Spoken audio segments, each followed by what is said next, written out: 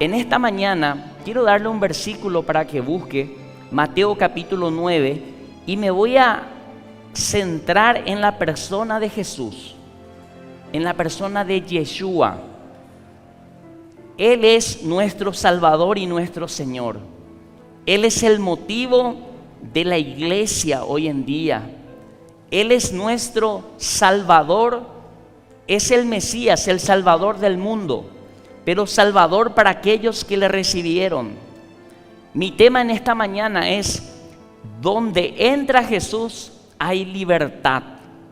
Y quiero que usted experimente no solamente una libertad momentánea, sino si usted permanece en Él, usted va a ver que esa libertad va a ser diaria y constante.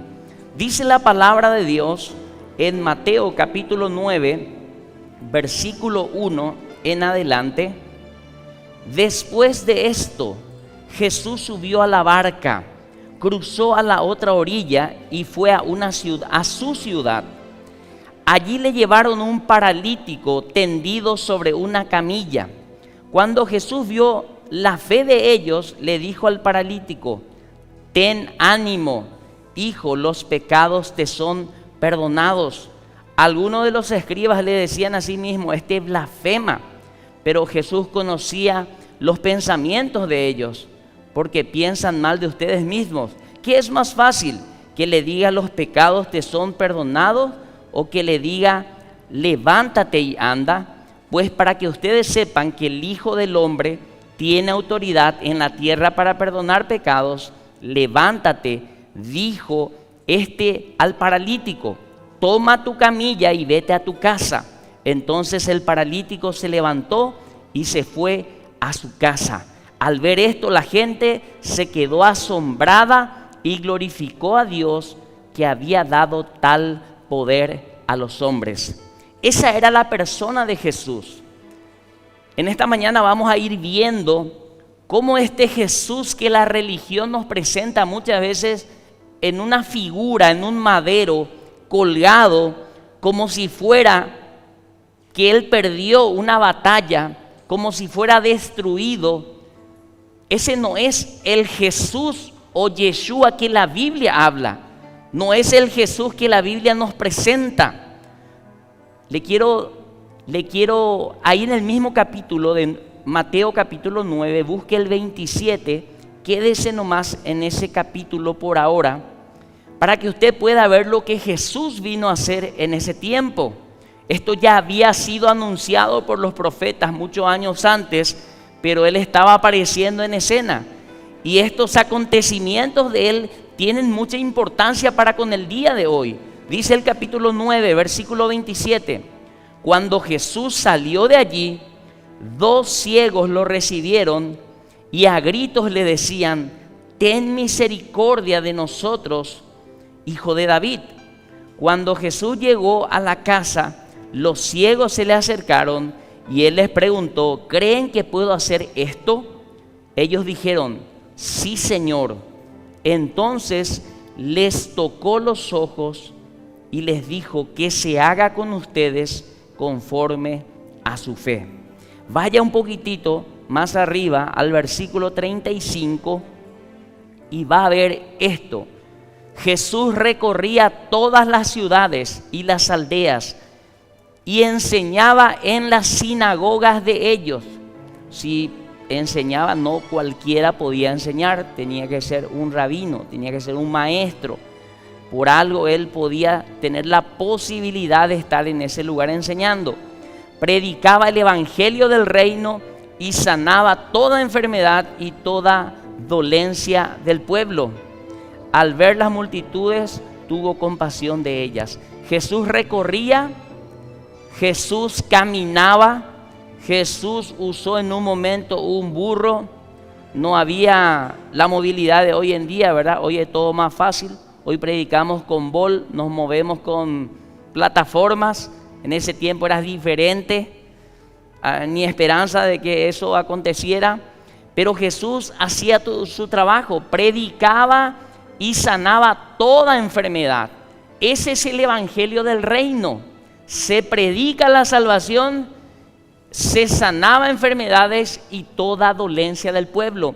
No se puede disociar a Jesús de la sanidad, de la libertad, de las curaciones, de las liberaciones. El Evangelio del Reino es un paquete donde la gente viene y la gente recibe salud, recibe sanidad, recibe liberación. Este Evangelio es un Evangelio completo, a tal punto que hay denominaciones que lo llamaron el Evangelio completo. Usted ya habrá escuchado, ¿verdad? Hay denominaciones que vinieron de Corea, el Evangelio completo. Lo que podemos ver con estos acontecimientos es que donde Jesús entraba había libertad. La gente que tenía enfermedades se sanaba. La gente que tenía algún mal se liberaba.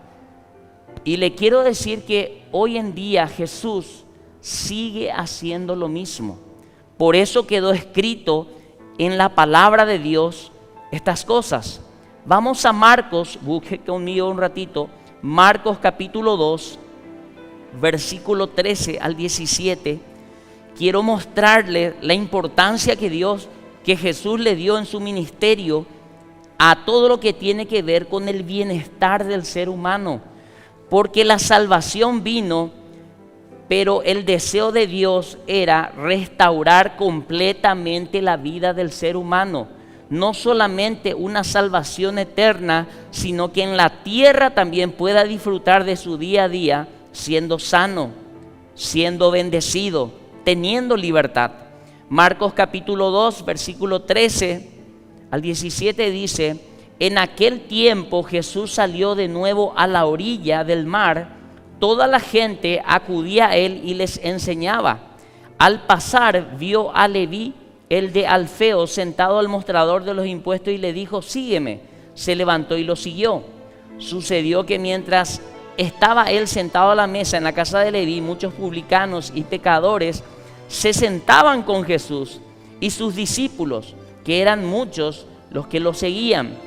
Los escribas de los fariseos, al ver que comía con pecadores y publicanos, decía a sus discípulos: ¿por qué come con publicanos y pecadores?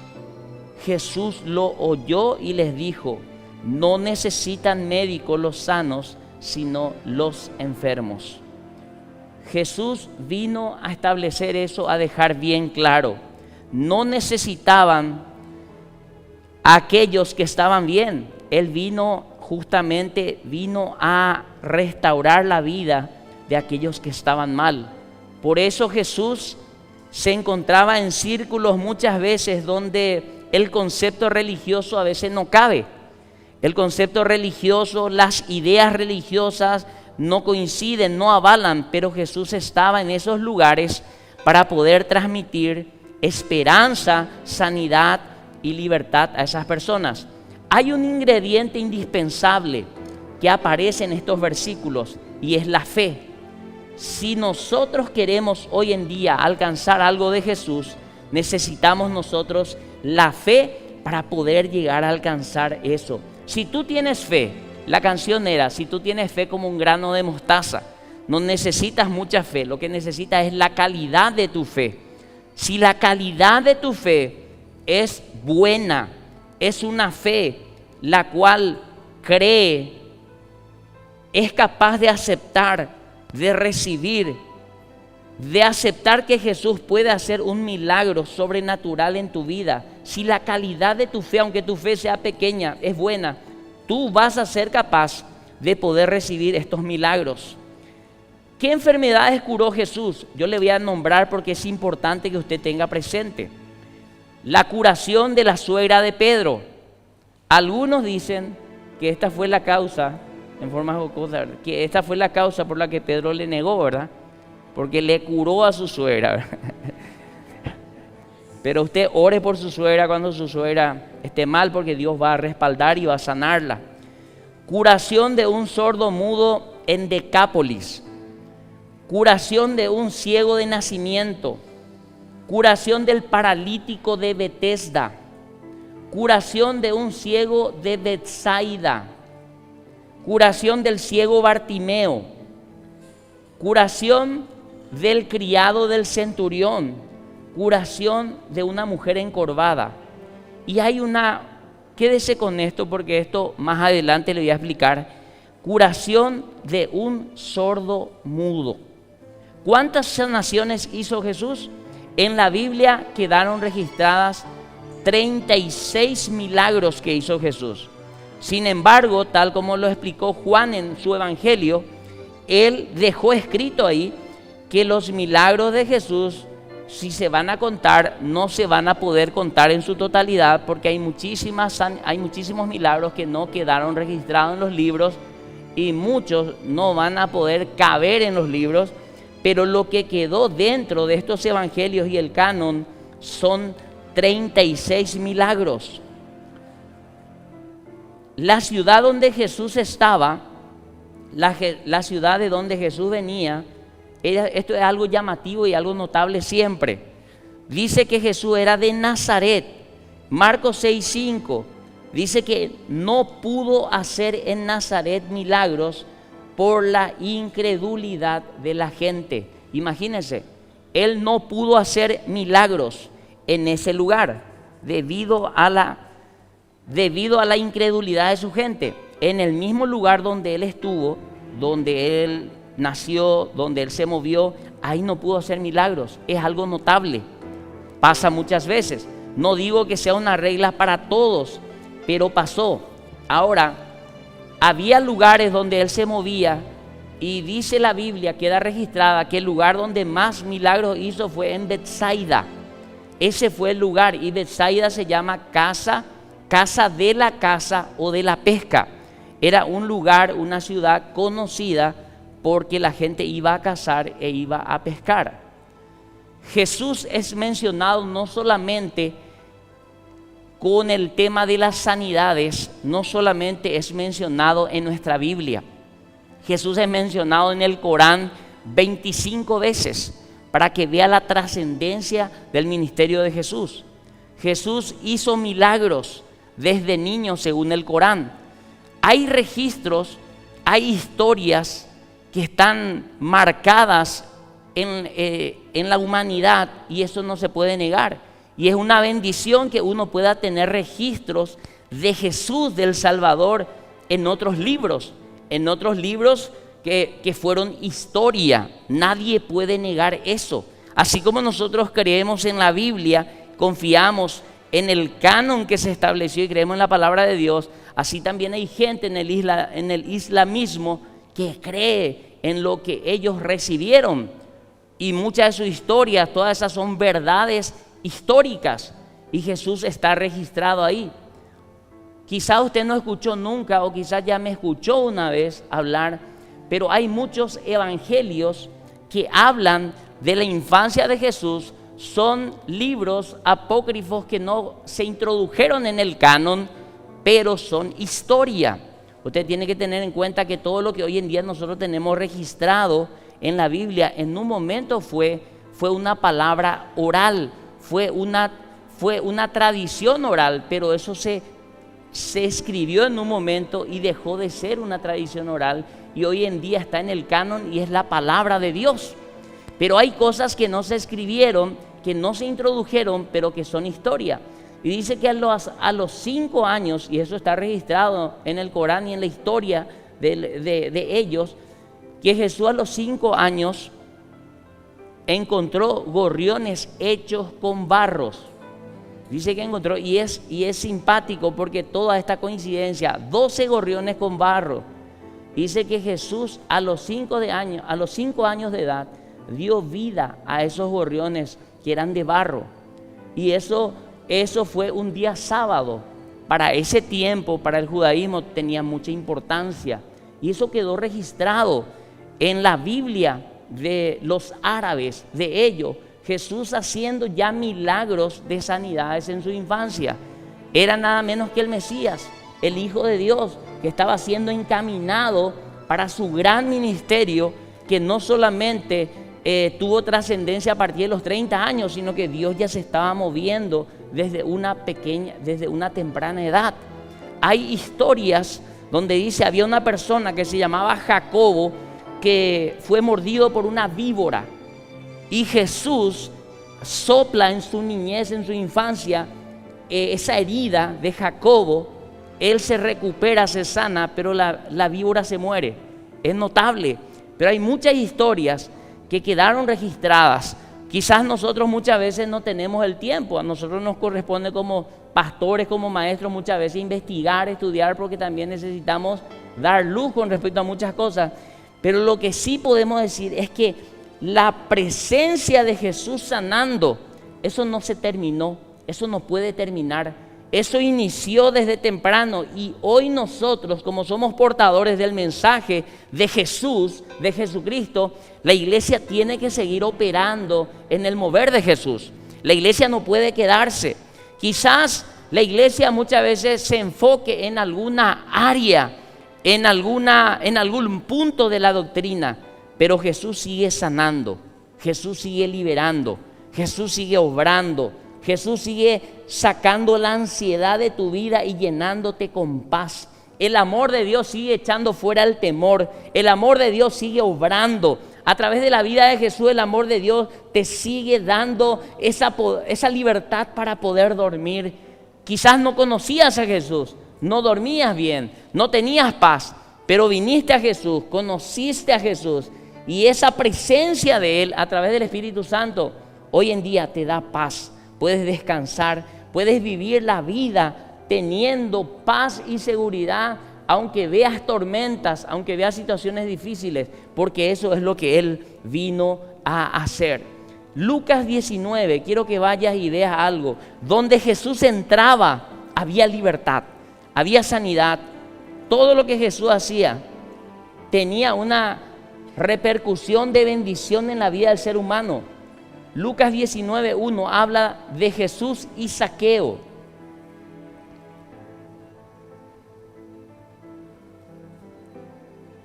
Dice así Lucas 19: habiendo entrado Jesús en Jericó, iba pasando por la ciudad, y sucedió que un varón llamado Zaqueo, que era jefe de los publicanos y rico, procuraba ver quién era Jesús, pero no podía a causa de la multitud, pues era pequeño de estatura. Y corriendo delante subió a un árbol sicómoro para verle, porque había de pasar por allí. Cuando Jesús llegó a ese lugar, mirando hacia arriba, le vio y le dijo: Zaqueo, date prisa, desciende, porque hoy es necesario que pose yo en tu casa. Entonces él descendió a prisa y le recibió gozoso. Al ver esto, todos murmuraban: a la casa de un hombre pecador. Entonces Zaqueo, puesto en pie, dijo al Señor: he aquí, Señor, la mitad de mis bienes doy a los pobres, y si en algo he defraudado a alguno, se lo devuelvo cuadruplicado. Jesús le dijo: hoy ha venido la salvación a esta casa, por cuanto también él es hijo de Abraham. Este hombre, Zaqueo, era una persona quizás considerada pecador por su oficio. Los judíos en ese momento no le aguantaban, porque él se encargaba de recaudar los impuestos para el gobierno de turno, para Roma. Pero había cosas buenas que él tenía. Él practicaba el diezmo de los ricos, porque los ricos en ese tiempo diezmaban el 50%. Por eso en la Biblia está registrado, y él dice ahí, él mismo dice: Señor, he aquí, la mitad de mis bienes doy a los pobres. Él practicaba ese diezmo, no era el 10%. Usted tiene que saber que en el tema de los diezmos, la Biblia habla hasta 4 tipos de diezmos. Estudiando bien todo el Antiguo Testamento, y practicaba el diezmo de los ricos, daba un 50%. Dice: he aquí, la mitad de mis bienes doy a los pobres. Pero ahora Jesús entró a su casa, y entró la luz y el entendimiento. Aunque él practicaba ese tipo de diezmo, él era considerado un pecador, un malo. Imagínense, con todo lo que daba. ¿Por qué? Porque su trabajo lo estigmatizaron, lo marcaron por el tipo de trabajo que realizaba. Ahora, él dijo: he aquí, y si en algo he defraudado, tuvo conciencia. Jesús, la presencia de Jesús trajo luz a su vida, y se dio cuenta de cosas malas que él hizo. Si en algo he defraudado a alguno, se lo devuelvo cuadruplicado. Imagínense cuando Jesús viene a nuestra vida, el Espíritu de Dios, el Espíritu Santo comienza a trabajar en nuestra conciencia, a hacernos ver lo que hicimos mal. Comenzamos a ver las cosas que hicimos mal y queremos corregir nuestro camino. Pero lo increíble de Él es que no es que voy a devolverle lo que le robé, le saqué, o voy a devolverle el doble. Imagínense la dimensión de cómo Dios estaba operando en su conciencia. Le dice, voy a devolver 4 veces más, voy a devolver. Aparte, luego que doy mi diezmo, si a alguien le defraudé, lo voy a devolver cuadruplicado. Jesús le dijo, hoy ha venido la salvación a esta casa, por cuanto Él también es hijo de Abraham. Qué increíble es cuando Jesús viene a nuestra vida, entra a nuestra casa, entra a nuestro corazón, entra a nuestro interior verdaderamente. Comenzamos a darnos cuenta de las cosas que tenemos que corregir. Comenzamos a darnos cuenta que tenemos que hacer restauración con personas a las que dañamos, a las que herimos. Jesús viene a traer conciencia, viene a traer un despertar en nuestra mente, en nuestro intelecto. Él comienza a transformar nuestra vida y a darnos cuenta que esto es incorrecto, que esto está mal, que no puedo seguir dañando a las personas, que no puedo hacer esto. Se produce un cambio en nuestra forma de ver la vida. Comenzamos a valorar a las personas, ya no le tenemos a las personas como poca cosa, o porque es mi empleado, o porque es simplemente un trabajador, tiene un menor grado de importancia que yo. No, Jesús viene a posicionarnos, trae la luz, trae el entendimiento a nuestra vida. Por eso necesitamos de Jesús, por eso necesitamos de Él en el día a día, necesitamos de Él. El sicómoro era un árbol similar a la higuera, pero representa lo aparente, lo falso. Y Zaqueo estaba arriba, se tuvo que subir al sicómoro. Representa también la vida aparente que él llevaba, esa falsedad. De esa vida, el tronco del sicómoro, de eso se hacían los ataúdes,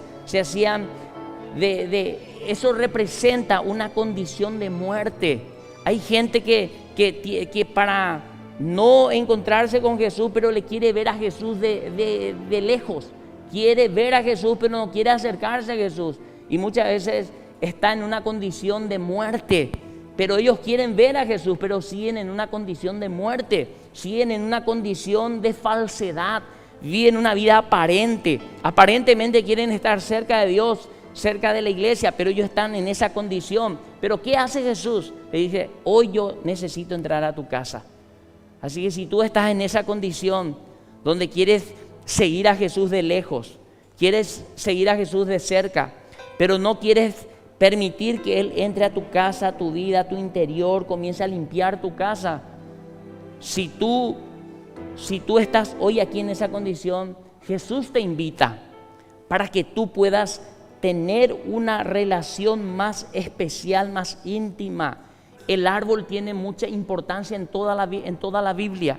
Ese árbol del sicómoro representa algo, representa la falsedad, representa esa vida que a Dios no le agrada. Ese árbol tiene mucho significado. Acuérdense que el problema del hombre empezó cerca de un árbol. El hombre pecó, comió del fruto cerca de un árbol, empezó el problema en la existencia. Pero ¿qué dice también Apocalipsis 22:2? Que el hombre va a terminar cerca de un árbol, pero va a ser un árbol que va a producir fruto para vida. Y cada mes dice que va a dar su fruto, y de ese fruto van a comer para sanidad de las naciones. Va a haber una restauración desde el problema del conocimiento del bien y el mal. A través de ese fruto que se comió, hay un plan de redención, hay un plan de restauración al final de Dios. Siempre Dios queriendo desde el principio hasta el final restaurar la vida del ser humano. Para eso vino Jesús, para restaurar nuestras vidas.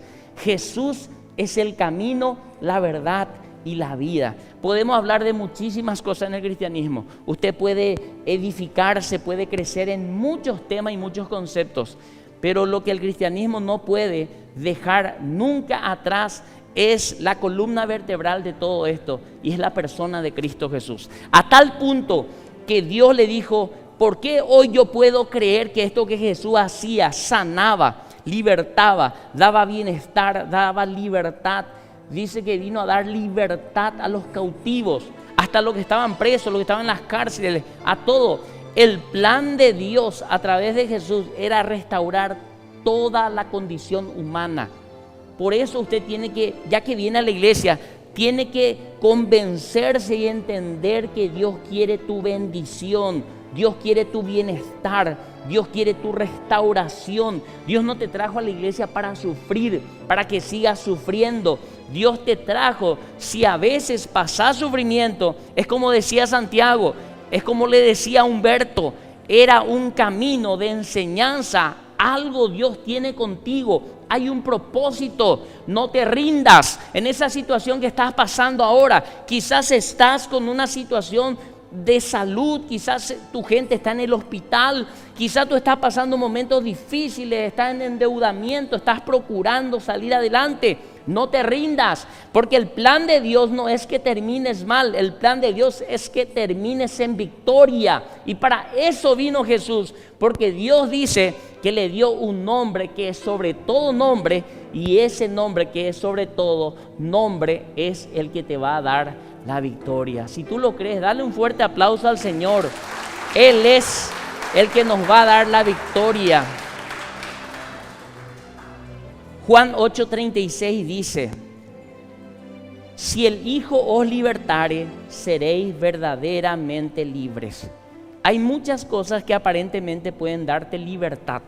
Hay muchas cosas que aparentemente, hay terapias, hay tratamientos, hay filosofías que te ofrecen métodos de poder sanarte, que te ofrecen libertad. Pero la Biblia dice: si el Hijo os libertare, Jesús, Yeshua, seréis, no te dice libre, dice seréis verdaderamente libres. Te asegura la palabra de Dios. No es una libertad aparente, no es una experiencia aparente, es una verdadera libertad donde vas a poder caminar con paz, sin opresión. Vas a poder cerrar los ojos, dormir profundamente. Nada te va a robar el sueño. Te vas a levantar y vas a tener paz. Vas a disfrutar del sol que tenés cada día. ¿Cuánta gente hay que no disfruta ni del sol? El sol le quema, la lluvia le incomoda, porque no disfrutan de la vida. Pero cuando comienzas a entregar tu vida a Jesús y a encontrarte con Jesús verdaderamente, Él comienza a darle sentido a tu vida, y tu forma de ver la vida es totalmente diferente. Un nombre sobre todo nombre, y voy terminando. Un nombre sobre todo nombre le dio el Padre. ¿Por qué dice un nombre sobre todo nombre? ¿Y por qué el nombre de Jesús se menciona en la Biblia para hacer liberación? Porque le dijeron: Jesús, Maestro, hay personas que están echando fuera demonios en tu nombre. Jesús le dijo: no se lo impidáis, porque están haciendo en mi nombre. ¿Por qué la costumbre de usar el nombre? ¿Por qué Dios le dice, y queda escrito en la Escritura, un nombre sobre todo nombre? Es importante saber que ya en tiempos del Antiguo Testamento, David, usted se acuerda, David era una persona muy usada por Dios, pero aparte también Dios lo usaba para la liberación.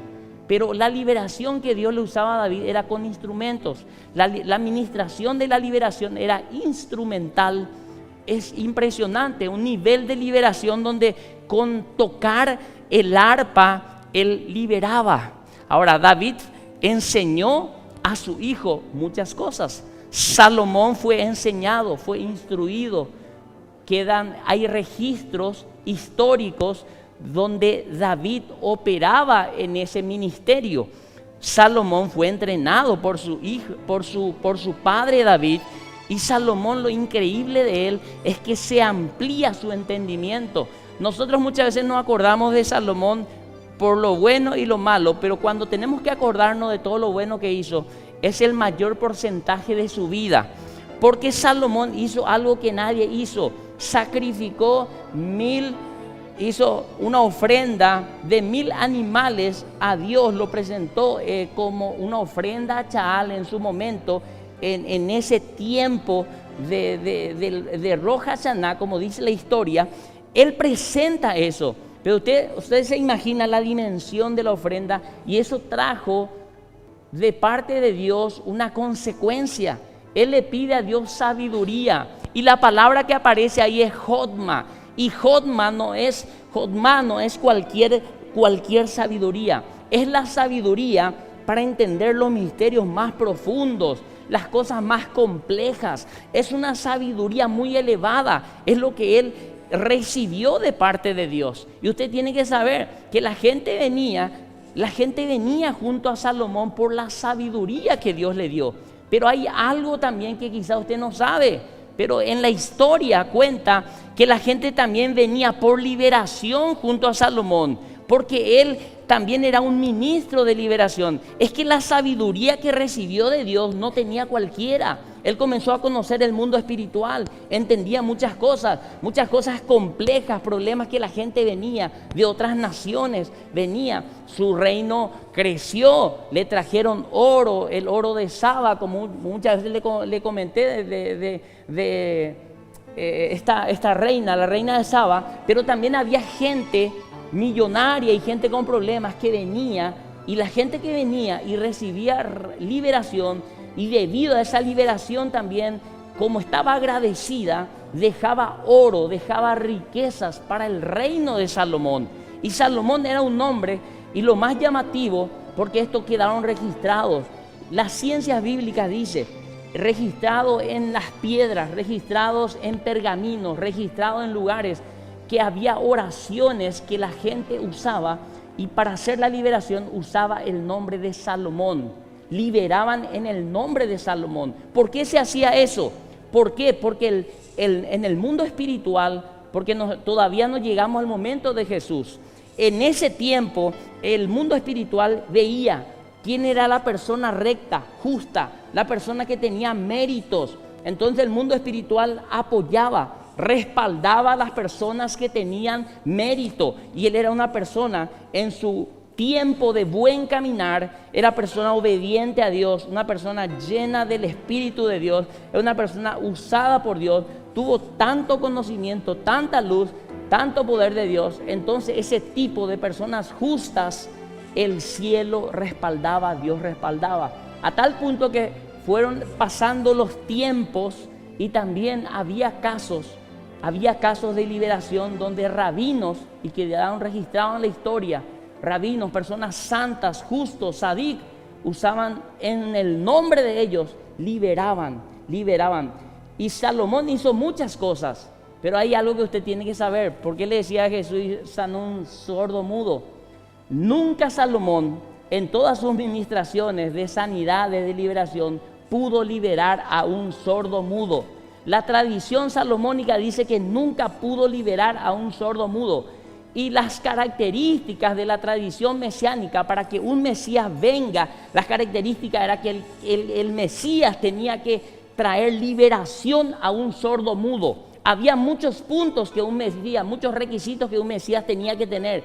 Y Jesús vino a cumplir ese requisito, porque Jesús vino a liberar a un sordo mudo. Y no solamente eso, Cristo vino, murió sin pecar, derramó su sangre, y por eso el Padre, aunque en ese tiempo haya podido Salomón expulsar en su nombre espíritu inmundo, aunque otros rabinos hayan podido expulsar demonios y hayan podido también, por eso viene la costumbre del nombre, por eso desde ese tiempo ya se practicaba. Solamente hubo uno con tantos méritos que nadie en la historia pudo llegar a su cantidad de méritos. Y es Cristo Jesús quien derramó su sangre, murió como justo, y el Padre le puso un nombre que es sobre todo nombre, y delante de ese nombre toda rodilla se va a doblar, porque ese Jesús es el que tiene poder hasta el día de hoy para hacer grandes cosas. Si usted lo cree, déle un fuerte aplauso. Jesús es nombre sobre todo nombre. Quizás Salomón y muchos maestros, sabios, muchos hicieron grandes cosas, pero hay uno que te va a cambiar la vida, que va a transformar tu vida, que ya transformó la vida de muchos, pero va a transformar la vida de aquellos que son capaces de entregarle su vida. Y en esta mañana yo te quiero invitar, si tú estás por primera vez en este lugar, si estás por primera vez, quiero saber si hay alguien que está por primera vez. ¿Puedes levantar su mano? Si hay alguien, qué bendición. Ahí donde estás, primeramente, y la iglesia va a acompañar, vamos a hacer una oración donde vamos a entregar nuestra vida al que puede transformar nuestra vida, al que puede sanarte, liberarte, darte la libertad absoluta que es Cristo Jesús. Amigo que nos visitas, quiero que ores ahí donde estás, de todo corazón, hagas conmigo esta oración. En esta mañana, Señor Jesús, te entrego mi vida, mi corazón.